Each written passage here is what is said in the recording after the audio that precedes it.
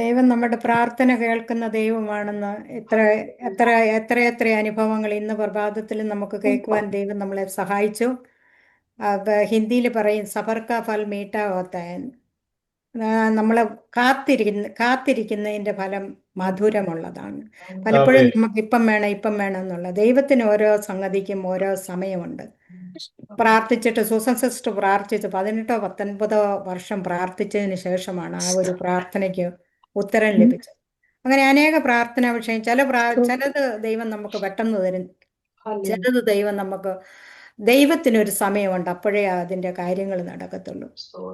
ദൈവവചനത്തിൽ പറയുന്ന പരിജ്ഞാനമില്ലായ്കയാൽ എൻ്റെ ജനം നശിച്ചു പോകുന്നു. ദൈവജനത്തിന് പരിജ്ഞാനം ആവശ്യമാണ്. അപ്പം ഇന്ന് പ്രഭാതത്തിൽ ജോൺ ഐസക് പാസ്റ്റർ പറഞ്ഞ പോലെ ദൈവജനം ഹാലോവീൻ വരുമ്പോൾ മിഠായി കൊടുക്കാനും ട്രാക്ടോ അല്ല, അവിടെ അത് തെറ്റായ പ്രവണതയാണ്. അതാണ് ദൈവത്തിൻ്റെ വചനം, പരിജ്ഞാനമില്ലായ്കയാൽ എൻ്റെ ജനം നശിച്ചു പോകുന്നു. നമ്മൾ പരിജ്ഞാനത്തോടെ പ്രവർത്തിക്കണം. മറ്റുള്ളവർ നമ്മളെ കാണുമ്പോൾ നമ്മൾ ദൈവജനമാണെന്ന് നമുക്കൊരു സെപ്പറേഷൻ ആവശ്യമാണ്. നമുക്കൊരു വചനം വായിക്കാം. സങ്കീർത്തനം 119 105 വാക്യം വായിക്കാം.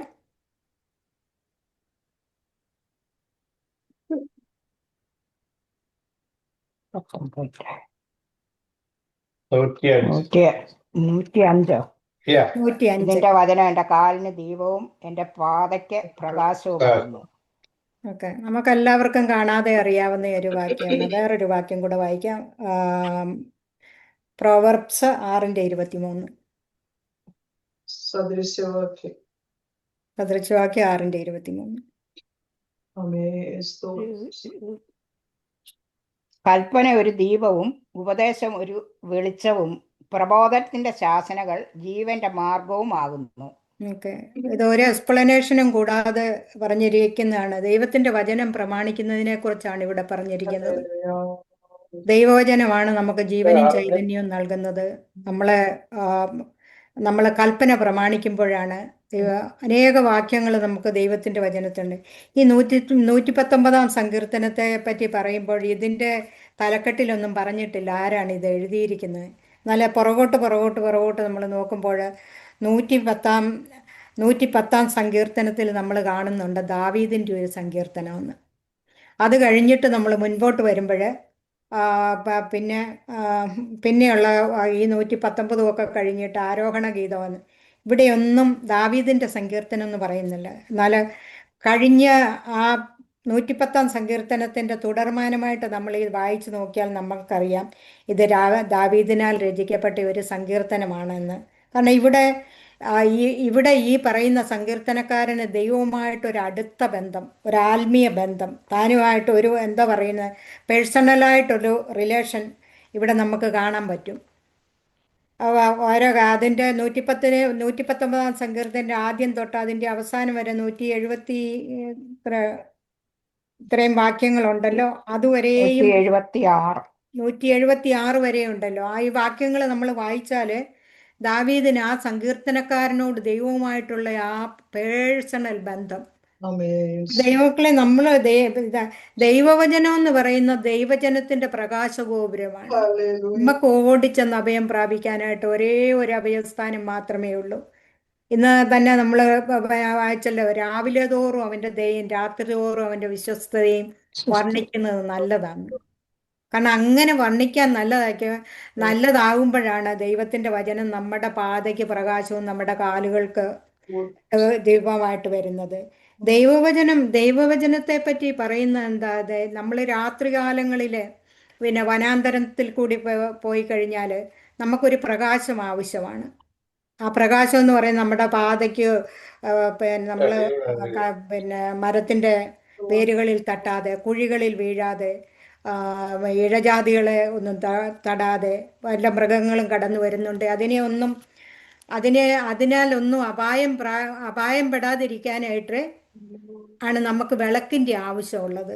ദൈവമക്കളെ, നമ്മളൊക്കെ ഓർക്കുന്നില്ലേ കഴിഞ്ഞ കാലങ്ങളിൽ നമ്മൾ യോഗത്തിനൊക്കെ കടന്നിട്ട് പോയിട്ട് വരുമ്പോൾ 4-5 മൈലൊക്കെ നടന്ന് രാത്രിയിൽ വരുമ്പോൾ അന്ന് വഴിവിളക്കുകളൊന്നുമില്ല. ചിലർക്കെങ്കിലും അങ്ങനെയുള്ള അനുഭവം ഉണ്ടെന്ന് ഞാൻ വിചാരിക്കുന്നു. മണ്ണെണ്ണ വിളക്കും കൊണ്ട് പോയ അനുഭവങ്ങളുണ്ട് നമ്മൾ. അതുകൂടാതെ പിന്നെ ചൂട്ടുകറ്റയും കത്തിച്ച് പോയിട്ടുള്ള അനുഭവങ്ങളുണ്ട്. അതൊക്കെ കഴിഞ്ഞ് കുറേ കഴിഞ്ഞപ്പോഴേക്ക് പിന്നെ റാന്തൽ വന്നു. പിന്നെ ഈ വലിയ വലിയ മീറ്റിങ്ങുകളൊക്കെ നടക്കുന്നിടത്ത് പെട്രോമാക്സ് ആണ് അന്ന് ഉപയോഗിച്ചുകൊണ്ടിരുന്നത്. അന്ന് ഈ ലൈറ്റിംഗ് സിസ്റ്റം ഒന്നും ഉണ്ടായിരുന്നില്ലല്ലോ. എന്നാൽ ഇവിടെ ദൈവത്തിൻ്റെ ദാസൻ പറയുന്നത് ഈ ലോകത്ത് ദുഷ്ടലോകത്തിൽ നമ്മൾ ജീവിക്കുമ്പോൾ ദൈവത്തിൻ്റെ വചനമാണ് നമ്മളെ നേരായ പാതയിൽ നടക്കാനായിട്ട് നമുക്ക് കൃപ തരുന്നത്. അത് ദൈവത്തിൻ്റെ വചനം വായിച്ച് ധ്യാനിച്ച് ആ വചനം നമ്മുടെ ജീവിതത്തിൽ കൂടെ ജീവനായിട്ട് വെളിയിൽ വരണം. ഒരു വചനം നമ്മൾ വായിച്ച് വായിച്ച് വിടുകയല്ല. ദൈവവചനം വായിച്ചോ എന്ന് ചോദിച്ചാൽ വായിച്ചു, അങ്ങനെയല്ല.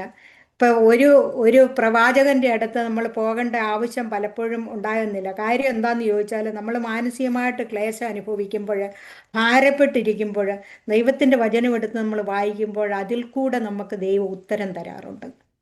അത് നമ്മളോട് സംസാരിക്കും. നമ്മൾ എന്താണ് ചെയ്യേണ്ടതെന്ന് ഉള്ള കാര്യങ്ങൾ നമ്മളെ വെളിപ്പെടുത്തും. മുന്നോട്ട് വരുമ്പോൾ ഞാൻ പറയാം. അങ്ങനെയാ ഈ ദൈവത്തിന്റെ വചനമാണ് കൃപ തരുന്നത്. നമ്മൾ അറിയുന്ന എത്രയോ പേര് ദൈവമക്കളെന്ന് പറയുന്നെങ്കിലും ദൈവവചനം വായിക്കാനോ ധ്യാനിക്കാനോ സമയം കണ്ടെത്താറില്ല. കാരണം ഇന്ന് നമുക്ക് സോഷ്യൽ മീഡിയകളുണ്ട്, ഫോണുകളുണ്ട്, അങ്ങനെയുള്ള കാര്യങ്ങളിലൊക്കെ നമ്മൾ അങ്ങനെ ഇഴുകിച്ചേർന്നിരിക്കുമ്പോൾ അത് സാത്താൻ്റെ വലിയൊരു തന്ത്രമാണ് ദൈവമക്കളെ. കാരണം നമ്മൾ ദൈവവചനം പഠിക്കേണ്ട സമയത്ത് നമ്മൾ ഫോണിൽ ഒന്ന് കഴിയുമ്പോഴേക്ക് അടുത്തത്, അങ്ങനെയാണ് അത് ഉണ്ടാക്കി വെച്ചിരിക്കുക. അടുത്തത് കഴിയുമ്പോൾ ഒന്നുകൂടെ, അങ്ങനെ അങ്ങനെ അങ്ങനെ നമ്മുടെ സമയങ്ങൾ പോകുന്ന നമ്മൾ അറിയത്തില്ല.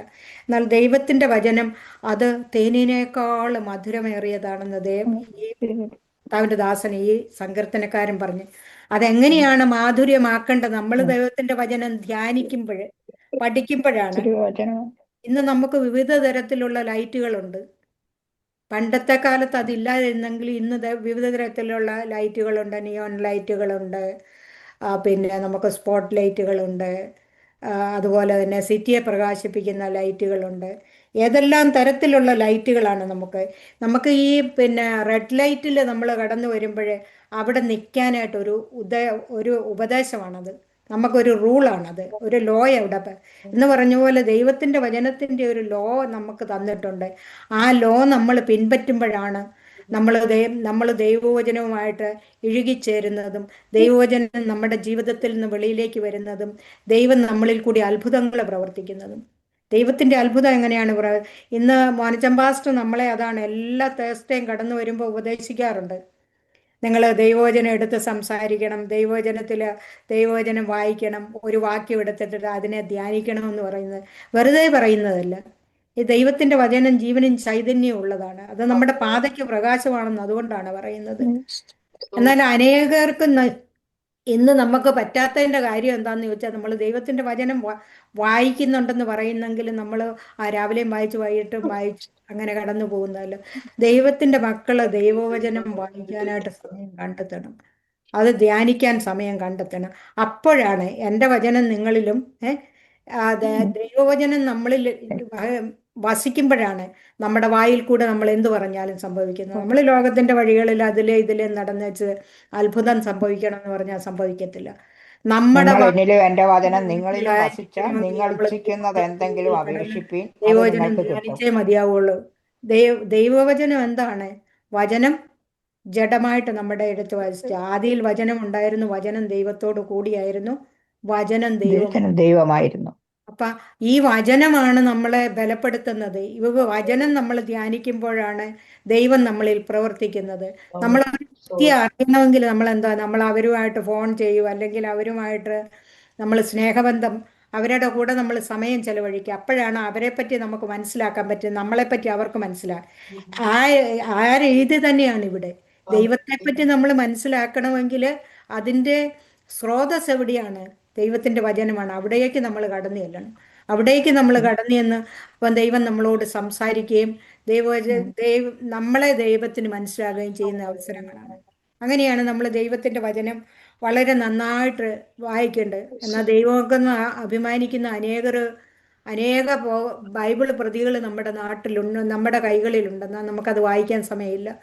ഇന്ന് ഈ പിന്നെ കമ്മ്യൂണിസ്റ്റ് കൺട്രികളിൽ ഒക്കെ ഞാൻ പണ്ട് വായിച്ചിട്ടുണ്ട്. പീഡനം ഒരു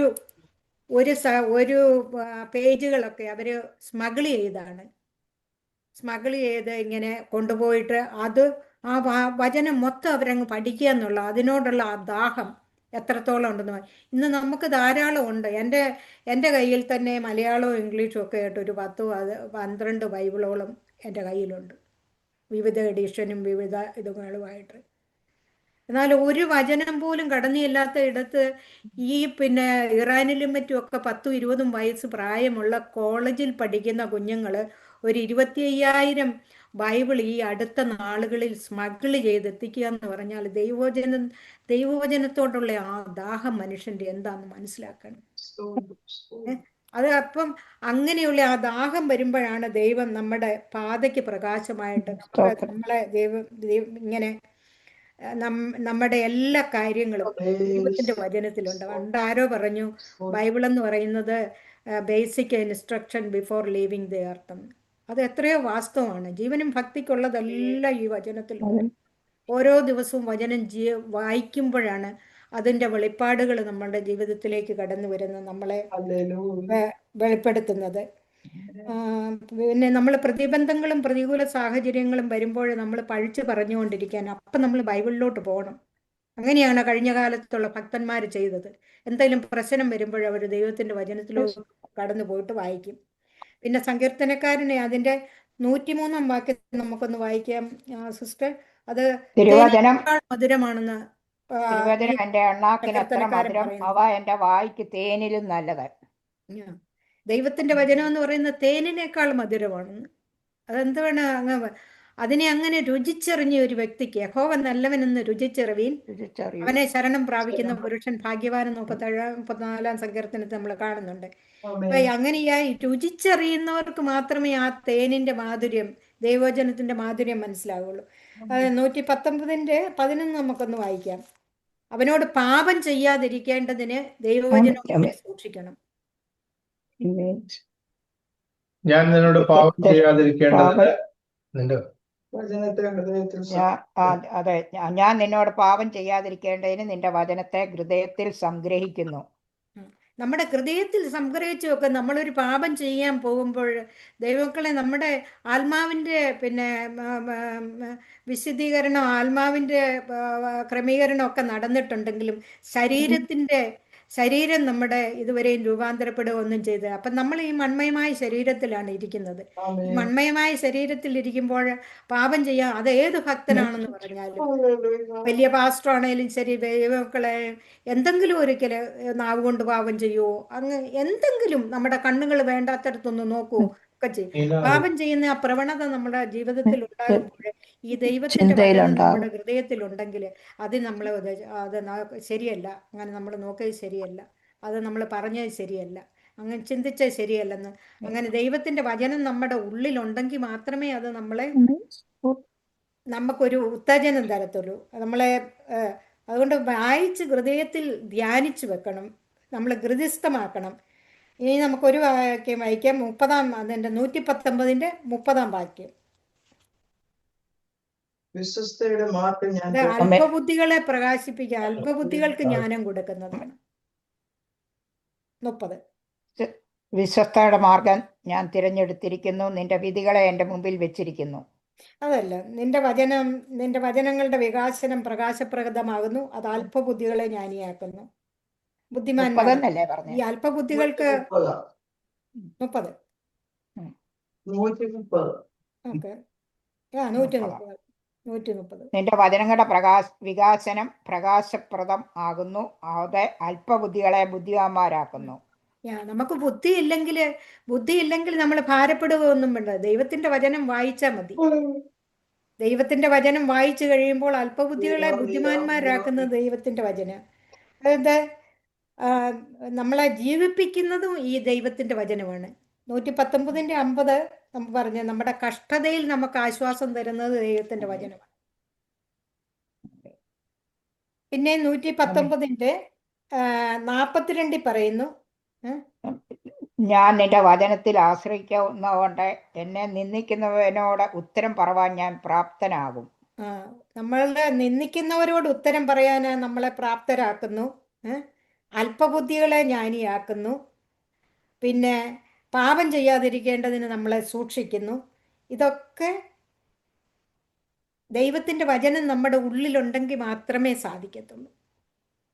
ഇപ്പം വചനം അറിയാത്ത ഒരാള് ഇപ്പൊ ഈ സാത്താന് നമ്മളെക്കാളും വചനം അറിയാം കേട്ടോ. സാ സാത്താൻ വചനം കൊണ്ടാണ് കർത്താവിനോട് 40 ദിവസത്തെ തൻ്റെ ഉപവാസത്തില് മരുഭൂമിയിലായിരുന്നപ്പോഴേക്ക് സാത്താൻ ചെന്നിട്ട് പറഞ്ഞു, നീ ദൈവപുത്രനാണെങ്കിൽ ഈ കല്ലപ്പമാകാൻ പറ.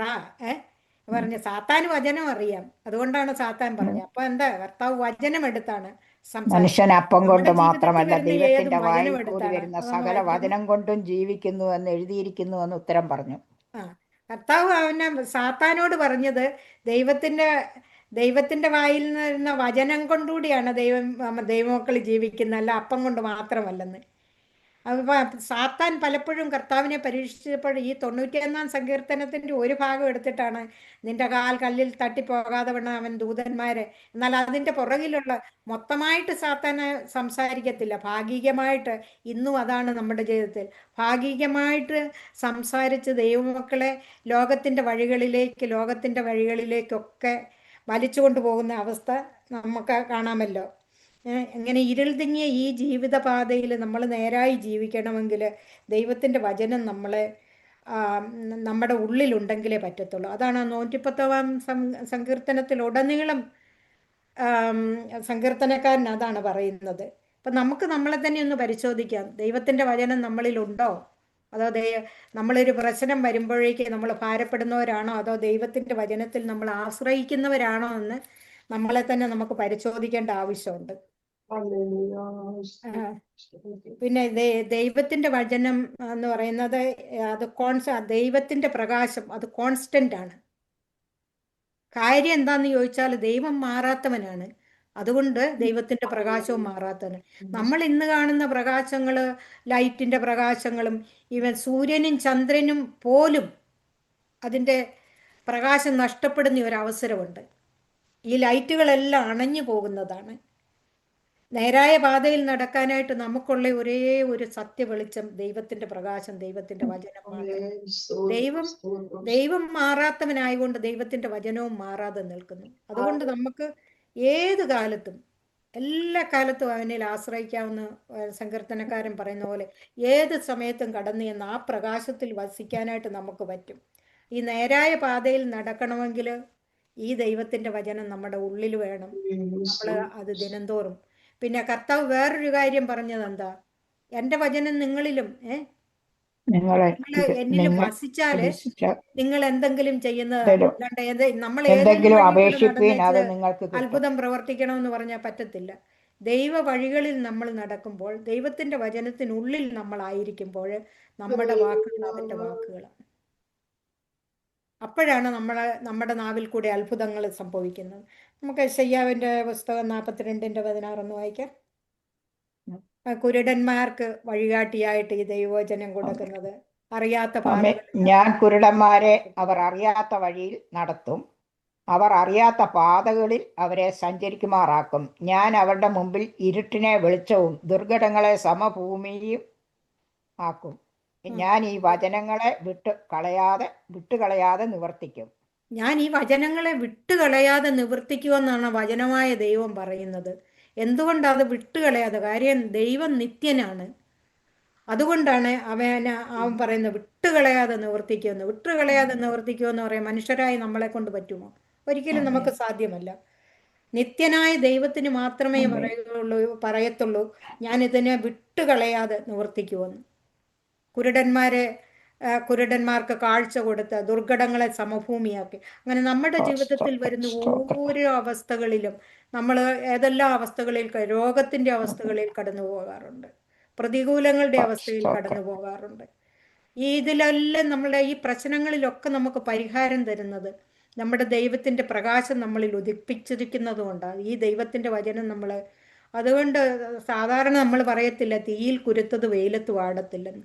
ദൈവത്തിന്റെ വചനത്തിൽ അടിസ്ഥാനപ്പെട്ട ഒരു ജീവിതം, അതായത് ദൈവത്തിന്റെ വചനം നമ്മളിൽ ക്രിയ ചെയ്യുന്നത് കൊണ്ടാണ് ഈ ലോകത്തിന്റെ ഭാരങ്ങൾ, പ്രയാസങ്ങളൊക്കെ വരുമ്പോൾ അതിനെ പിടിച്ചു നിൽക്കാൻ ദൈവമക്കൾക്ക് ദൈവം കൃപ കൊടുക്കുന്നത്. പിന്നെ നിയർ ഡെത്ത് എക്സ്പീരിയൻസിൽ കൂടി കടന്നു പോയിട്ടുള്ള അനേകരും ജീവിതത്തിലേക്ക് മടങ്ങി വന്നിട്ട് അവരുടെ സാക്ഷ്യങ്ങളൊക്കെ സാക്ഷ്യപ്പെടുത്താറുണ്ട്. ഞങ്ങൾ കടന്നു പോയപ്പം ചിലർ പറയും അന്ധകാരം കണ്ടു എന്ന് പറയുന്നു, വലിയ ഭീതിപ്പെടുത്തുന്ന അന്ധകാരം. ചിലർ പറയുന്നു ഞങ്ങളൊരു വലിയ ഒരു വെളിച്ചം കണ്ടു. നമ്മൾ ഒരു വെളിച്ചമല്ല ദൈവമക്കളെ കാണുന്നത്, നമ്മൾ സത്യവെളിച്ചമായ ദൈവത്തെയാണ് കാണുന്നത്. അതുകൊണ്ട് നമുക്ക് ഈ അനേകർക്ക് ഈ ഭൂമി വിട്ടു പോകാനായിട്ട് മരിക്കാൻ പേടിയാണ്. നമ്മൾ ഈ ലോകത്തിൽ നിന്ന് കടന്നു പോകുമ്പോൾ നമ്മൾ കാണുന്ന നമ്മുടെ ദൈവത്തെയാണ്, നമ്മുടെ പ്രകാശഗോപുരമായ നമ്മുടെ ദൈവത്തെ നമ്മൾ കാണുന്നത് കൊണ്ട് അവന്റെ സന്നിധിയിലേക്കാണ് കടന്നതെന്ന്. അതുകൊണ്ട് നമുക്ക് ഈ ലോകത്തിൽ നിന്ന് കടന്നു പോയാലും നമുക്ക് ഭാരപ്പെടേണ്ട പേടിക്കേണ്ടതൊന്നുമില്ല. ദൈവമക്കൾ എന്നും നമ്മൾ ഇന്നാണോ നാളെയാണോ ഈ പ്രാർത്ഥന കഴിഞ്ഞ് എഴുന്നേൽക്കുമ്പോഴാണോ നമ്മൾ പോകുന്നതെന്ന് നമുക്കറിയത്തില്ല. അപ്പം നമ്മൾ എപ്പോഴും നമ്മുടെ ദൈവത്തെ കാണുവാനായിട്ട്, ആ പ്രകാശപാതയിൽ നടക്കുവാനായിട്ട്, ഈ ദൈവത്തിന്റെ വചനവുമായിട്ട് നിൽക്കുവാൻ നമ്മളെ തന്നെ നമുക്ക് ഒരുക്കണം. ദൈവമക്കളെന്ന് പറയുന്ന പലരും, ഞാനുൾപ്പെടെയുള്ള കാര്യമാണ് ഞാൻ പറയുന്നത്. ദൈവം ഇനിയും വരാനായിട്ട് കുറേ കാലങ്ങൾ എടുക്കും, നമുക്ക് കുറേ നാളുകൂടെ ജീവിക്കാമെന്നുള്ള അവസരം അതല്ല. ദൈവത്തിന്റെ വചനം പറയുന്നത് നമ്മൾ ഏത് സമയത്ത് ഒരുങ്ങി നിൽക്കണമെന്നാണ്. നമ്മുടെ കർത്താവ്, നമ്മുടെ പ്രിയൻ ഏത് നേരത്തെ നമ്മളെ വിളിച്ചാലും നമ്മൾ പോകാനായിട്ട്, നമ്മൾ വാസ്തവമായിട്ട് നമ്മൾ കർത്താവിന്റെ സ്നേഹം രുചിച്ചറിഞ്ഞ നമ്മുടെ പ്രിയൻ, നമ്മൾ നമ്മുടെ വീട്ടിലേക്കാണ് പോകുന്നത്. ഇവിടെ ഈ കൊട്ടാരങ്ങളും ഈ വീടുകളും ഈ വണ്ടികളും ഇതൊക്കെ നമ്മുടെ ശാശ്വതമല്ല. നമ്മൾ എന്താ പറയുന്നത്, നമ്മളൊരു വെക്കേഷന് കടന്നു പോകുമ്പോൾ ഒരു വീട് നമ്മൾ വാടകയ്ക്ക് എടുത്ത്, അല്ലെ ഒരു വാഹനം നമ്മൾ എന്ന് പറഞ്ഞ പോലെയുള്ള ഒരു ഒരു സംഗതി മാത്രമേ ഇന്ന് നമ്മൾ ഈ ജീവിതത്തിലുള്ളൂ. നമ്മുടേതെന്ന് പറയാൻ നമുക്കൊന്നുമില്ല. നമ്മൾ എന്ന് നമ്മളെ കർത്താവ് വിളിച്ചാൽ, എന്ന് നമ്മൾ ഭവനത്തിലേക്ക് കടന്ന് തിരികെ വന്ന് നമ്മുടെ അപ്പച്ചൻ വിളിക്കുന്ന സമയത്ത് നമുക്ക് കടന്നു പോകണം. അത് നമ്മൾ കടന്നു പോകണമെങ്കിൽ പ്രത്യാശയില്ലാതെ കടന്നു പോകാൻ പറ്റത്തില്ല. പ്രത്യാശയോടെ കടന്നു പോകുന്ന ദൈവഭക്തന്റെ ആധാരം എന്ന് പറയുന്നത്, അവന്റെ പാതയ്ക്ക് പ്രകാശം എന്ന് പറയുന്നത് ഈ ദൈവത്തിന്റെ വചനമാണ്. 2 Corinthians 11:14 നമുക്കൊന്ന് വായിക്കാം.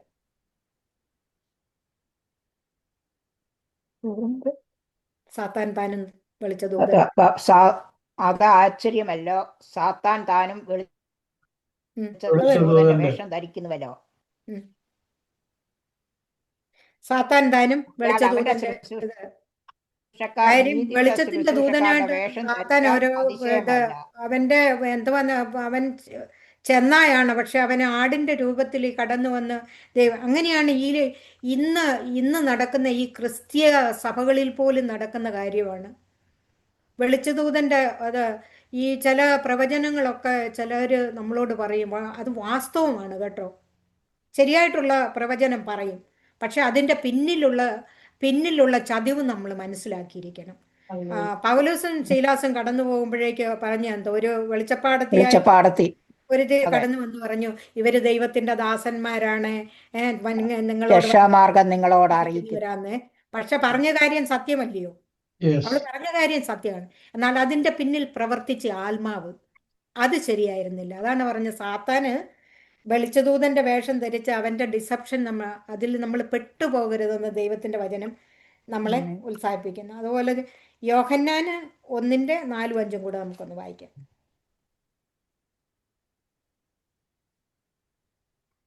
യോഹന്നാൻ 1:4-5. അവനിൽ ജീവനുണ്ട്. അവൻ ആയിരുന്നില്ല, വെളിച്ചത്തിന് സാക്ഷ്യം പറയുന്നവനത്രേ. ഏത് മനുഷ്യനെയും പ്രകാശിപ്പിക്കുന്ന സത്യവെളിച്ചം ലോകത്തിലേക്ക് വന്നുകൊണ്ടിരുന്നു. അവൻ ലോകത്തിലുണ്ടായിരുന്നു, ലോകം അവൻ മുഖാന്തരം ഉളവായി, ലോകമോ അവനെ അറിഞ്ഞില്ല. അപ്പം ഈ സത്യവെളിച്ചം, ഈ പാതയ്ക്ക് പ്രകാശം തരുന്ന ഈ സത്യവെളിച്ചം ലോകത്തിലേക്ക് വന്നു എന്ന് യോഹന്നാൻ രേഖപ്പെടുത്തിയിരിക്കുകയാണ് ഇവിടെ.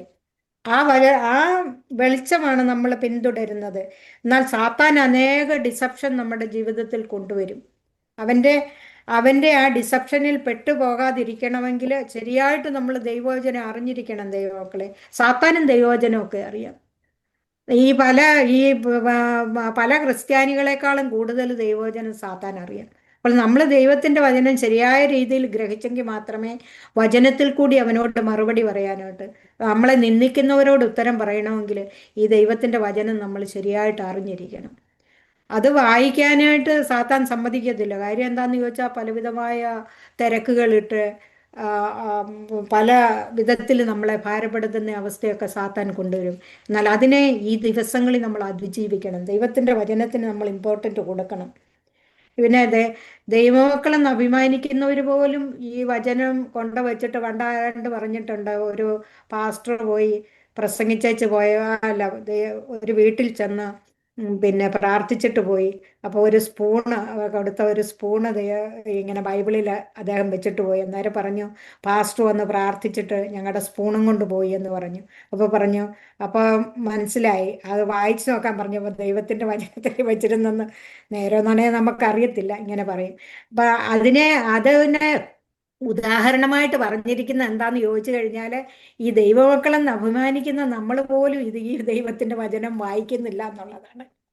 അങ്ങനെയല്ല, നമ്മളെ പ്രകാശിപ്പിക്കുന്ന ഈ സത്യവെളിച്ചം നമ്മൾ ആദ്യം പ്രാപിക്കണം. എന്നിട്ട് നമ്മൾ മറ്റുള്ളവരെ ഈ വെളിച്ചത്തിലേക്ക് നയിക്കുവാൻ തക്കവണ്ണം നമ്മൾ പ്രാപ്തരാകണം. ദൈവത്തിന്റെ വചനത്തെ പറ്റി ധാരാളം പറയുവാനുണ്ട്. 1-ാം സങ്കീർത്തനത്തില് അത് വായിക്കുന്ന എന്തുവാ, നമ്മള് 1-ാം സങ്കീർത്തനത്തിന്റെ അതിന്റെ 2-ാമത്തെ വാക്യം, യഹോവയുടെ ന്യായപ്രമാണത്തിൽ സന്തോഷിച്ച് അവന്റെ ന്യായപ്രമാണത്തെ രാപ്പകൽ ധ്യാനിക്കണമെന്ന്. ഭാഗ്യവാൻ. കാരണം എന്താ, ഈ സാധിക്കാത്ത ഒരു കാര്യവും കർത്താവ് നമ്മളോട് പറയാറില്ല. രാപ്പകൽ ധ്യാനിക്കുക എന്ന് പറഞ്ഞാൽ എന്താ, നമ്മുടെ വയലിൽ ഒരു വചനം കിട്ടിയാൽ നമ്മൾ നടക്കുമ്പോഴേ ഇരിക്കുമ്പോഴേ പോകുമ്പോഴൊക്കെ ആ വചനം നമ്മുടെ ഉള്ളിൽ കൂടി കടന്നു വരുമ്പോഴാണ് അതിനെ രാപ്പകൽ. പിന്നെ യോശുവയുടെ പുസ്തകം 1-ാം അധ്യായത്തില് അതിന്റെ 8-ാം വാക്യത്തില് യോശുവയ്ക്കൊരു ഉപദേശം ദൈവം കൊടുക്കുന്നുണ്ട്. ഈ ന്യായപ്രമാണ പുസ്തകത്തിൽ ഒന്നും നിന്റെ വായിൽ നിന്ന് പോകരുതെന്ന്. ന്യായപ്രമാണ പുസ്തകത്തിലുള്ളത് എന്റെ വായിൽ നിന്ന് നീങ്ങിപ്പോകരുത്. അതിൽ എഴുതിയിരിക്കുന്ന പോലെ ഒക്കെയും പ്രമാണിച്ച് നടക്കേണ്ടതിന് നീ രാവും പകലും അത് ധ്യാനിച്ചുകൊണ്ടിരിക്കണം. എന്നാൽ നിന്റെ പ്രവൃത്തി സാധിക്കും, നീ കൃതാർത്ഥനായും ഇരിക്കും. ഓക്കെ, ഞാനിത് പിന്നെ ഈ മെസ്സേജ് ഞാൻ തയ്യാറാക്കിക്കൊണ്ടിരുന്നപ്പോൾ ഞാൻ ഓർത്തു, എൻ്റെ നാവ് സമർത്ഥനായ ലേഖകന്റെ എഴുത്തുപോൽ പോലെയാണ്. 45-ാം അനേക സങ്കീർത്തനം. വചനങ്ങൾ, നമ്മൾ ഒരു വചനം വായിക്കുമ്പോൾ അതിന് ഒത്തുവാക്യങ്ങളൊക്കെ അനേക വചനങ്ങൾ അവിടെ ഇവിടെയൊക്കെ നമുക്ക് ഇതുണ്ട്. നമുക്ക് അധികം സമയമില്ലല്ലോ. ദൈവത്തിൻ്റെ വചനത്തിൻ്റെ പ്രകാശഗോപുരം നമ്മളെ എങ്ങനെയാണ് ആ പ്രകാശത്തിൽ കൂടി നടത്തുന്നത്, നമുക്ക് എങ്ങനെയാണ് മറ്റുള്ളവരെ ഈ പ്രകാശത്തിലേക്ക് നയിക്കാൻ കഴിയുന്നതെന്ന് ഈ വചനങ്ങൾ നമ്മൾ വായിക്കുകയും ധ്യാനിക്കുകയും നമ്മൾ മറ്റുള്ളവരെ അത് പഠിപ്പിക്കുകയും നമ്മൾ തന്നെ പഠിക്കുകയും ചെയ്യാൻ ഈ വചനങ്ങളാൽ ദൈവം നമ്മളെ അനുഗ്രഹിക്കട്ടെ. നമുക്ക് സ്തോത്രം.